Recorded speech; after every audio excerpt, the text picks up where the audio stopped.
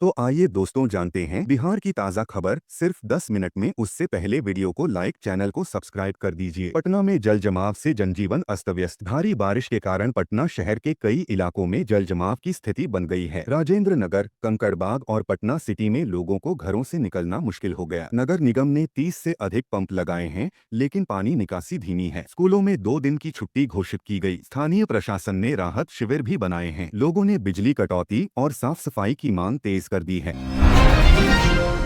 बिहार सरकार ने किसानों के लिए नई बीमा योजना शुरू की। मुख्यमंत्री नीतीश कुमार ने आज कृषि सुरक्षा बीमा योजना 2025 की शुरुआत की। इस योजना से राज्य के करीब 50 लाख किसानों को फायदा मिलेगा। फसल खराब होने पर सरकार 90% तक मुआवजा देगी। ऑनलाइन आवेदन प्रक्रिया सरल की गई है। जिला स्तर पर किसानों के लिए हेल्प डेस्क खोले जाएंगे। कृषि विभाग ने इसे ऐतिहासिक कदम बताया है।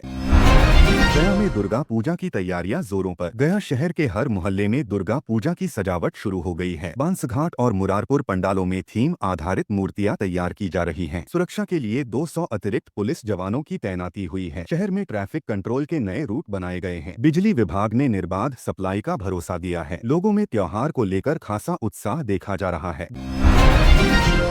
दरभंगा एयरपोर्ट से अब दिल्ली की 2 नई उड़ानें शुरू। दरभंगा से दिल्ली जाने वाली उड़ानों की संख्या बढ़ाकर 2 कर दी गई है। यह सुविधा इंडिगो और एयर इंडिया दोनों ने शुरू की है। अब यात्रियों को सुबह और शाम दोनों समय फ्लाइट मिलेगी। स्थानीय व्यापारियों और छात्रों को राहत मिली है। एयरपोर्ट अथॉरिटी ने कहा कि यात्रियों की संख्या दोगुनी हुई है। बिहार में हवाई कनेक्टिविटी को और मजबूत किया जा रहा है। मधुबनी में मखाना प्रसंस्करण केंद्र का उद्घाटन। मुख्यमंत्री ने मधुबनी जिले में राज्य मखाना प्रसंस्करण केंद्र का उद्घाटन किया। इससे 10,000 से अधिक लोगों को रोजगार मिलने की उम्मीद है। यह प्लांट एशिया का सबसे बड़ा मखाना केंद्र बताया जा रहा है। यहाँ मखाना से बने उत्पादों का निर्यात विदेशों में भी होगा। केंद्र में आधुनिक पैकिंग और कोल्ड स्टोरेज सुविधा है। किसानों ने इसे ऐतिहासिक दिन बताया।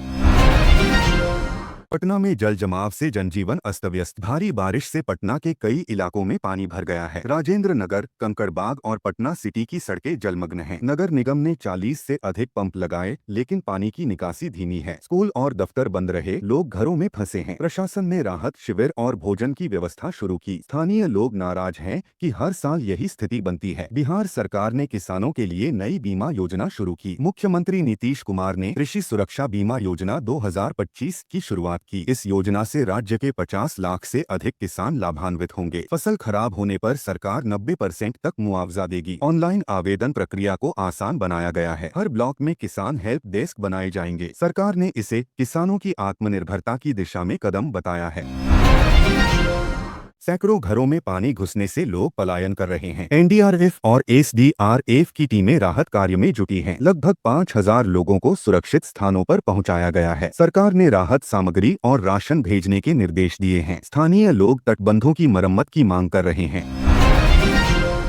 बिहार पुलिस में 20,000 नई भर्तियों की घोषणा। गृह विभाग ने नई पुलिस भर्ती प्रक्रिया की शुरुआत की है। सिपाही से लेकर एसआई तक के पदों पर भर्ती होगी। महिलाओं के लिए 35% आरक्षण सुनिश्चित रहेगा। ऑनलाइन आवेदन 15 अक्टूबर से शुरू होंगे। भर्ती प्रक्रिया में तकनीकी पारदर्शिता सुनिश्चित की जाएगी। सरकार ने कहा, यह युवाओं के लिए सुनहरा अवसर है। भागलपुर में गंगा सफाई अभियान तेज। भागलपुर घाटों पर स्वच्छ गंगा मिशन के तहत बड़ा अभियान शुरू। 300 सफाई कर्मी सुबह से ही घाटों की सफाई में जुटे हैं। नगर निगम और एनजीओ मिलकर प्लास्टिक पर रोक लगा रहे हैं। स्थानीय लोगों में गंगा की पवित्रता को लेकर उत्साह है। प्रशासन ने हर घाट पर कचरा कंटेनर लगाए हैं। लोगों ने इसे जनभागीदारी का उदाहरण बताया। पटना यूनिवर्सिटी में छात्र संघ चुनाव का बिगुल। 20 अक्टूबर को छात्र संघ चुनाव की तारीख तय हुई। नामांकन प्रक्रिया 10 अक्टूबर से शुरू होगी। कैंपस में छात्र संगठनों के बीच पोस्टर युद्ध छिड़ा है। सुरक्षा के लिए विश्वविद्यालय परिसर में पुलिस तैनात। प्रशासन ने निष्पक्ष चुनाव का भरोसा दिलाया। छात्र राजनीति में फिर नई ऊर्जा दिख रही है। बोधगया में विदेशी पर्यटकों की भीड़। बोधगया में इस साल पर्यटकों की संख्या रिकॉर्ड स्तर पर पहुंची। नेपाल, जापान और श्रीलंका से श्रद्धालु बड़ी संख्या में पहुंचे। पर्यटन विभाग ने नई सुविधाएं शुरू की। होटल और दुकानदारों की आमदनी में वृद्धि हुई है। स्मारकों को लेड लाइट से सजाया गया है। लोगों ने इसे बिहार के गौरव का प्रतीक कहा। रोहतास में जल जीवन हरियाली अभियान को नई गति। जिला प्रशासन ने 1000 पौधे लगाने का लक्ष्य रखा है। स्कूल, पंचायत और सामाजिक संस्थाएं इस मिशन में शामिल हैं। हर गांव में तालाबों की सफाई और वर्षा जल संग्रहण किया जा रहा है। लोगों को पर्यावरण संरक्षण के लिए जागरूक किया जा रहा है। मुख्यमंत्री ने कहा, हर बूंद है कीमती। गाँवों में हरियाली लौटने लगी है। मुजफ्फरपुर में लीची मेले की धूम। जिले में 3 दिवसीय लीची महोत्सव का शुभारंभ हुआ। किसानों ने अपने उत्पाद प्रदर्शित किए। सरकार ने लीची को जीआई टैग मिलने की प्रक्रिया तेज की। मेला में बड़ी संख्या में व्यापारी और पर्यटक पहुंचे। किसानों को नए बाजार से जोड़ने पर जोर दिया गया। लोगों ने लीची से बने उत्पादों का स्वाद लिया। आरा में बिजली समस्या पर जन आंदोलन। आरा शहर के लोगों ने बिजली कटौती के खिलाफ प्रदर्शन किया। घंटों की लोड शेडिंग से व्यापार ठप हो गया है। प्रदर्शनकारियों ने बिजली विभाग से जवाब मांगा। अधिकारियों ने अगले सप्ताह तक सुधार का वादा किया। शहर के मुख्य चौक पर जाम लग गया। लोगों ने कहा, बिजली नहीं तो विकास कैसे होगा।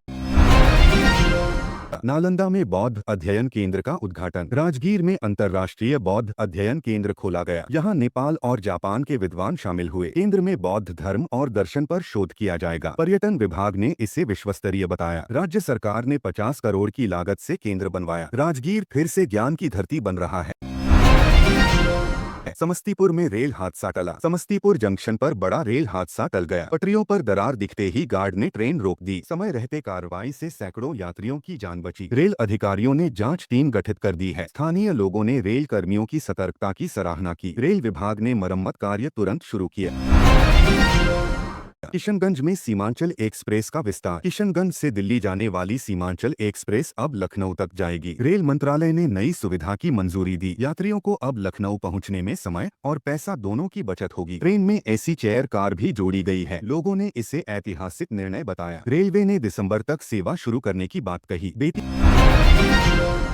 में महिला सुरक्षा को लेकर बड़ा अभियान। बेतिया जिले में नारी सुरक्षा सप्ताह की शुरुआत हुई। महिला थाना और स्कूली छात्राओं ने जागरूकता रैली निकाली। हर स्कूल में सेल्फ डिफेंस ट्रेनिंग दी जाएगी। डीएम ने कहा, हर बेटी सुरक्षित, हर परिवार मजबूत। लड़कियों ने भी आत्मरक्षा का प्रदर्शन किया। अभियान को सोशल मीडिया पर भी समर्थन मिला।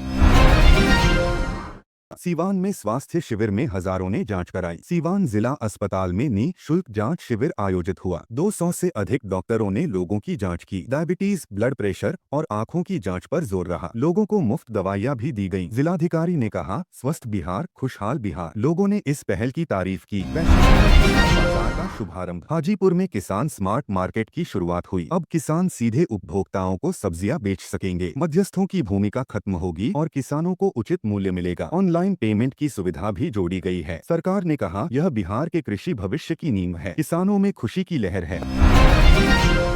अररिया में स्कूल शिक्षा में नया मॉडल लागू। जिले के 50 स्कूलों में डिजिटल क्लासरूम शुरू किए गए। बच्चों को स्मार्ट बोर्ड और टैबलेट से पढ़ाया जा रहा है। शिक्षकों को नई तकनीक का प्रशिक्षण दिया गया है। माता पिता ने इस बदलाव की सराहना की। सरकार ने कहा, हर बच्चे तक ज्ञान की रोशनी पहुंचेगी। यह मॉडल जल्द पूरे राज्य में लागू होगा।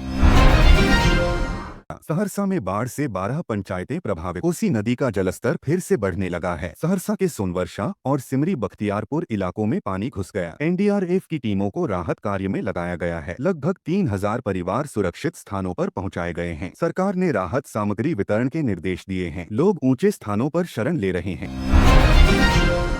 नामांकन प्रक्रिया 10 अक्टूबर से शुरू होगी। छात्र संगठनों ने प्रचार अभियान तेज कर दिया है। कैंपस में पोस्टर और रैलियों का माहौल गर्म है। सुरक्षा के लिए अतिरिक्त पुलिस तैनात रहेगी। प्रशासन ने निष्पक्ष चुनाव का भरोसा दिलाया है। सहरसा में बाढ़ से 12 पंचायतें प्रभावित। कोसी नदी का जलस्तर फिर से बढ़ने लगा है। सहरसा के सोनवर्षा और सिमरी बख्तियारपुर इलाकों में पानी घुस गया। एनडीआरएफ की टीमों को राहत कार्य में लगाया गया है। लगभग 3000 परिवार सुरक्षित स्थानों पर पहुंचाए गए हैं। सरकार ने राहत सामग्री वितरण के निर्देश दिए हैं। लोग ऊंचे स्थानों पर शरण ले रहे हैं। तो भाइयों, अगर आपको ये वीडियो पसंद आई तो इस वीडियो को एक लाइक कर दे और चैनल को सब्सक्राइब कर दे।